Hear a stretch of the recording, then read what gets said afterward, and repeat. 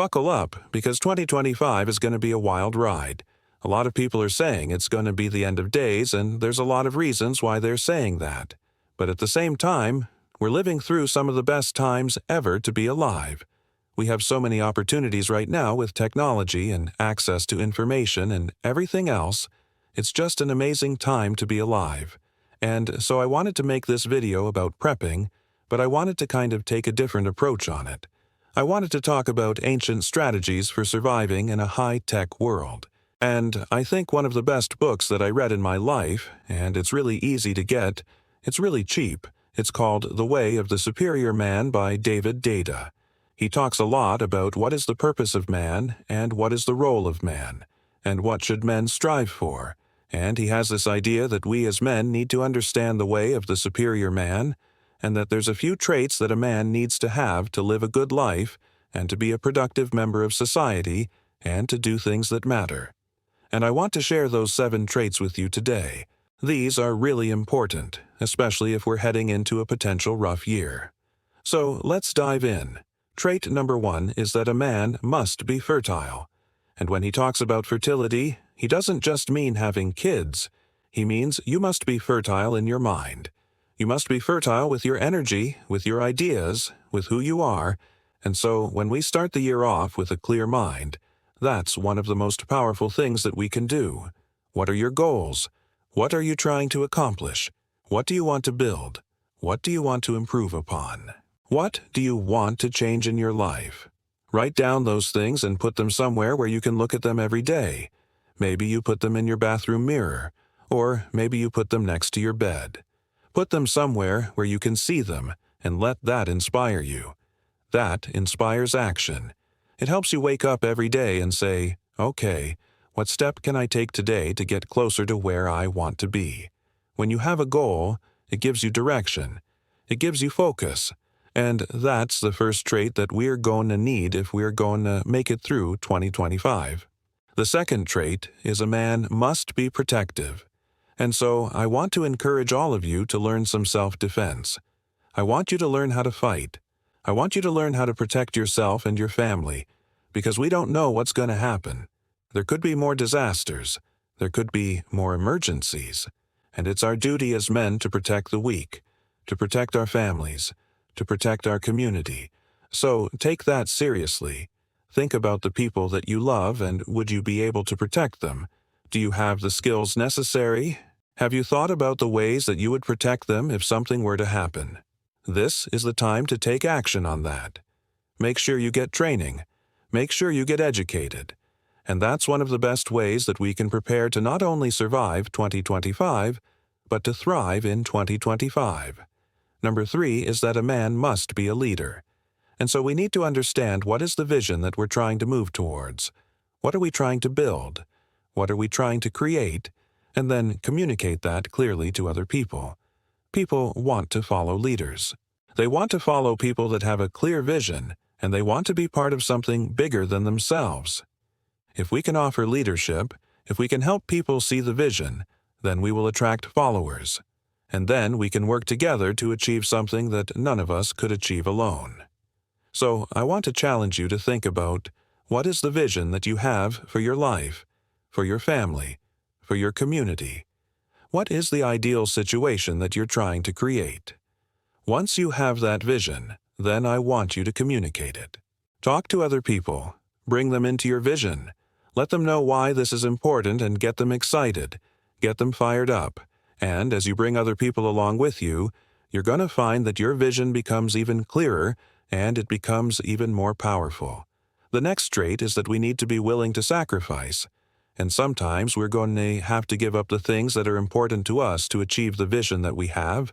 Sometimes we're going to have to give up pleasure, comfort, ease, and sometimes we're going to have to go through pain and discomfort to achieve our goals. It's no different than training for a marathon. If you want to run a marathon, you have to train for it.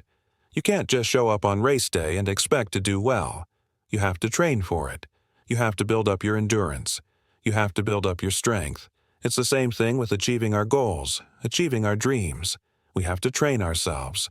We have to build up the discipline, the grit, the determination, the focus, the mental toughness to achieve the things that we want.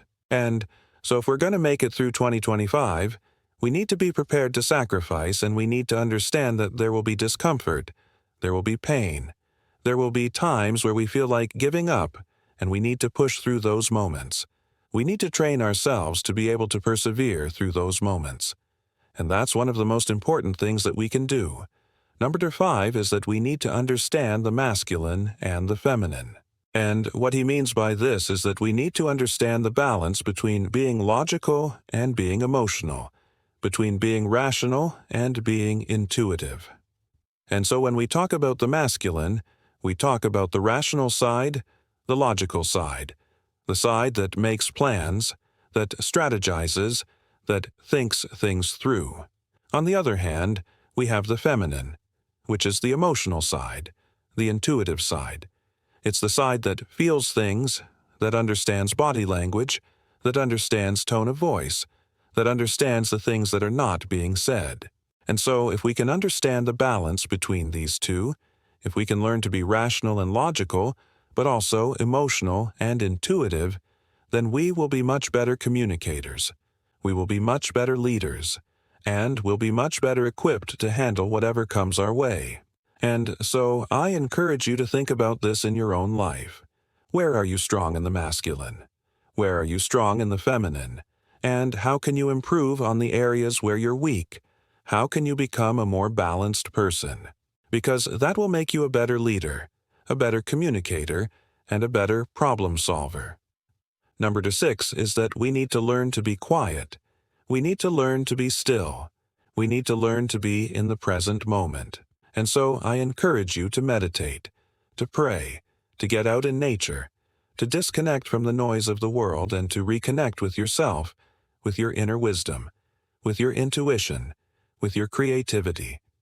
Because when we're quiet, when we're still, when we're in the present moment, that's when we're most vulnerable. That's when we're most open to receiving.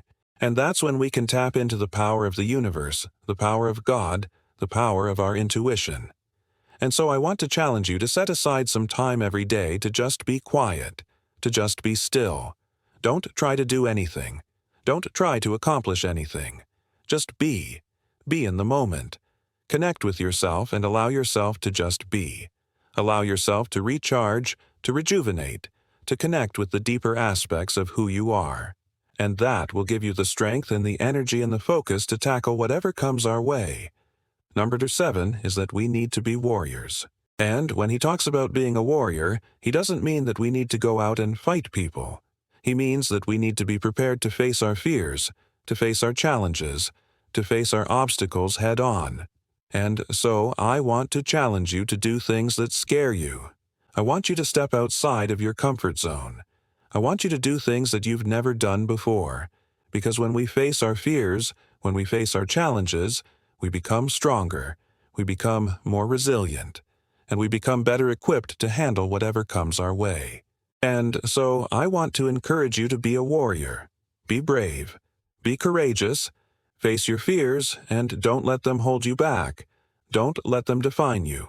Instead, use them as fuel. Use them as motivation to become stronger, better, more resilient.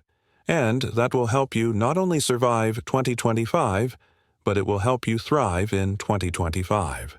So there you have it, 7 ancient strategies for surviving in a high-tech world. I hope you enjoyed this video. I hope you got some value out of it. If you did, please hit that like button. Please share this video with your friends and family. And if you haven't already, please subscribe.